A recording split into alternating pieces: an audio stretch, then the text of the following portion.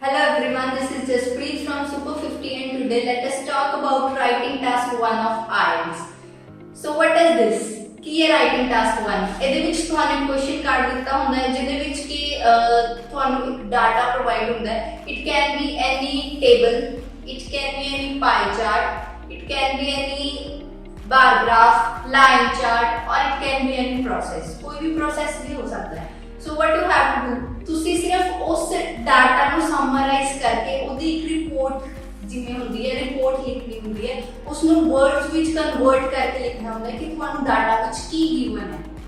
ਸੋ ਇਹਦੀ ਜਿਹੜੀ word limit ਹੁੰਦੀ ਹੈ that is 150 and the time that is provided for this task is 20 minutes ਤੁਹਾਨੂੰ 20 minutes ਪ੍ਰੋਵਾਈਡ ਹੁੰਦੇ ਨੇ ਤੇ ਤੁਸੀਂ ਮਿਨੀਮਮ 150 words ਲਿਖਣੇ ਹੀ ਲਿਖਣੇ ਆ so it's better to write more than that ਮੇਰੇ ਹਿਸਾਬ ਨਾਲ ਤੁਸੀਂ 170 to 180 words ਜ਼ਰੂਰ ਲਿਖੋ ਤਾਂ ਕਿ ਤੁਹਾਡੀ ਵਰਡ ਲਿਮਿਟ ਹੈ ਜਿਹੜੀ ਉਹ ਘਟੇ ਨਾ whenever you are practicing your IELTS ਜਦੋਂ ਵੀ ਇਸ ਟਾਸਕ ਦੀ ਪ੍ਰੈਕਟਿਸ ਕਰਦੇ ਹੋ ਉਦੋਂ make sure that count your words ਆਪਣੇ ਵਰਡਸ ਨੂੰ ਕਾਊਂਟ ਕਰਿਆ ਕਰੋ ਕਿ 150 ਤੋਂ ਜ਼ਿਆਦਾ ਬਣ ਰਹੇ ਨੇ ਜਾਂ ਨਹੀਂ if they are less than 150 then you need to write more if they are more then it's very good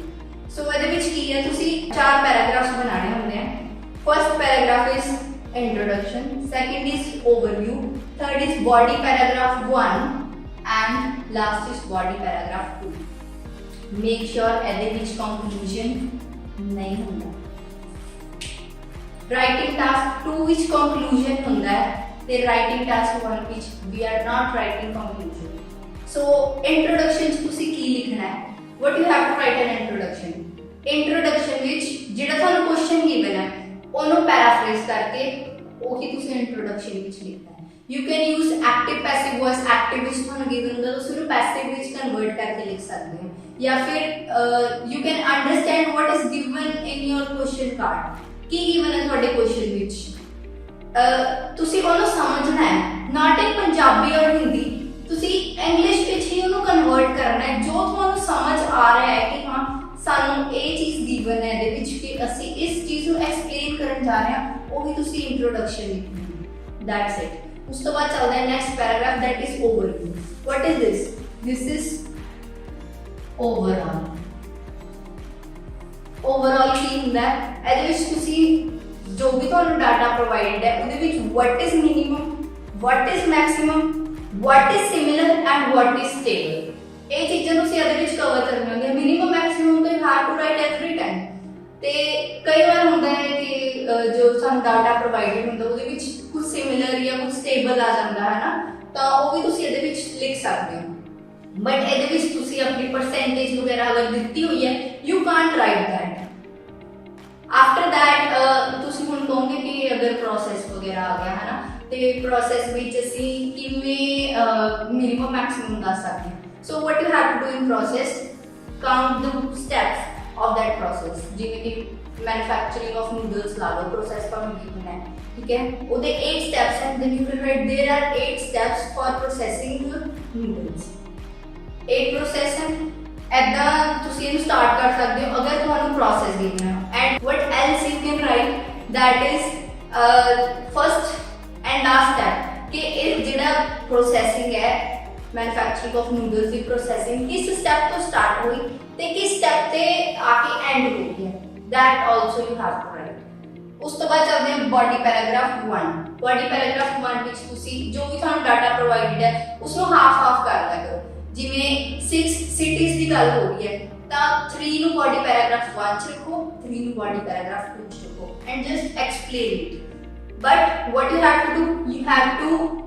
change the variety of sentences अपने change करते रहा करो ਤੁਹਾਡੇ ਤੁਸੀਂ ਇੱਕ ਇਹੀ ਮਿਸਟੇਕ ਕਰਦੇ ਹੋ ਕਿ ਹਰ ਇੱਕ ਸਿਟੀ ਨੂੰ ਜਾਂ ਹਰ ਇੱਕ ਪਰਸੈਂਟੇਜ ਨੂੰ ਐਕਸਪਲੇਨ ਕਰਨ ਲੱਗੇ ਹਰ ਇੱਕ ਡਾਟਾ ਐਕਸਪਲੇਨ ਕਰਨ ਲੱਗੇ ਤੁਸੀਂ ਜਿਹੜੀ ਸੈਂਟੈਂਸ ਫਾਰਮੇਸ਼ਨ ਹੈ ਉਹ ਸੇਮ ਹੀ ਲਿਖਦੇ ਰਹਿੰਦੇ ਹੋ ਸੇਮ ਚੱਲਦੀ ਰਹਿੰਦੀ ਜਿਸ ਕਰਕੇ ਤੁਹਾਡੇ ਮਾਰਕਸ ਬਹੁਤ ਡਿਡਕਟ ਹੁੰਦੇ ਨੇ so what you have to do just write sentence formation okay मतलब अलग अलग तरह के सेंटेंस यूज करके जिवें active voice passive voice compound sentences complex sentences